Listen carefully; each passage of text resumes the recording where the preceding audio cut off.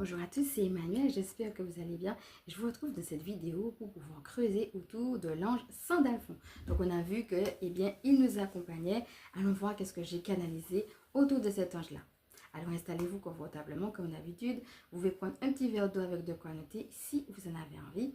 Alors merci pour vos mots chaleureux, merci à vous de faire partie de cette communauté. Bienvenue à vous. Donc si jamais vous êtes nouveau, et sachez qu'il y a une présentation de moi en fin de vidéo.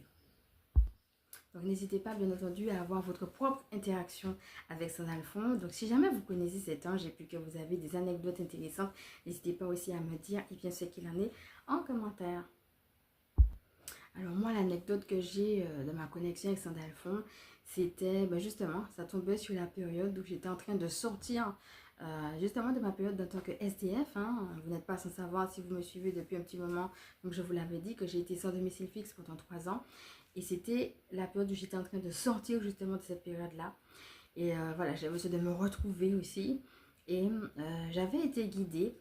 Et j'ai pas forcément tout de suite vu que c'était par Sandalphon. C'est après que j'ai compris ça. À marcher pieds nus sur la terre. Donc voilà, j'avais un petit coin de terre.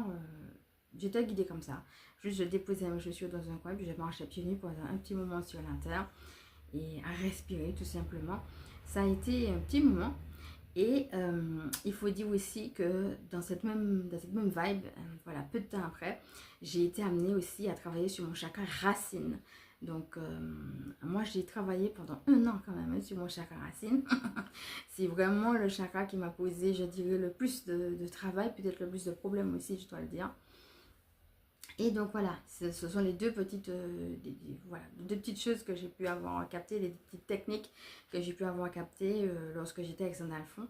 Et c'est justement après qu'il s'est révélé à moi, voilà, qui m'a expliqué un petit peu que c'était lui qui m'a poussé à faire cela. Et les autres choses que je vais vous dire aussi, que j'ai eu l'occasion de travailler moi-même, voilà, la psychogénéalogie, etc., comme je l'ai canalisé là. Donc voilà, c'était un petit peu un partage, un petit témoignage, une anecdote. Regardez est-ce que ça vous parle, comment ça vous parle. Est-ce que vous aussi, vous avez eu à avoir des techniques particulières, celle-là ou d'autres. Et puis, on va commencer par respirer profondément. Et alors, on va prendre un autre oracle, toujours de mes créations. On ne va pas tout lire, j'ai vraiment sélectionné juste la partie qui nous intéresse parce que celui-là, c'est un guide d'oracle qui comprend aussi pas mal de choses.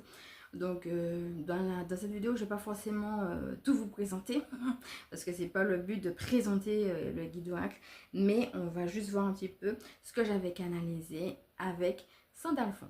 Donc voilà, c'est un oracle de l'Y Michael et que j'ai intitulé Les parfums du ciel. Alors le parfum du ciel, en